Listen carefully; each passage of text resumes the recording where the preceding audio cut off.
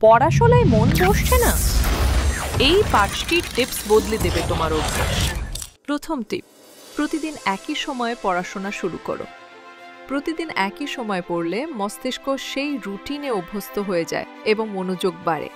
দ্বিতীয় টিপ, ছোট ছোট বিরতি নাও।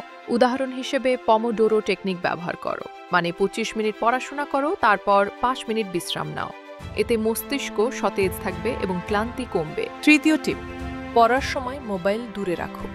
সোশ্যাল মিডিয়ার নোটিফিকেশন বারবার মনোযোগ ভেঙে দেয়, তাই ফোন সাইলেন্টে রাখাই ভালো। চতুর্থ টিপ, নিজের হাতে লেখা নোট তৈরি করো। হাতে লিখে পড়লে মনে বেশি সময় থাকে এবং রিভিশন সহজ হয়। পঞ্চম টিপ, পর্যাপ্ত ঘুমাও। যথেষ্ট ঘুম না হলে মস্তিষ্ক নতুন তথ্য ধরে রাখতে পারে না, তাই রাতে ভালো ঘুম নিশ্চিত করো। তুমি কোন টিপসটা ব্যবহার করবে কমেন্টে জানাও। আর আরও পড়াশোনার টিপস পেতে চ্যানেলটি সাবস্ক্রাইব করো।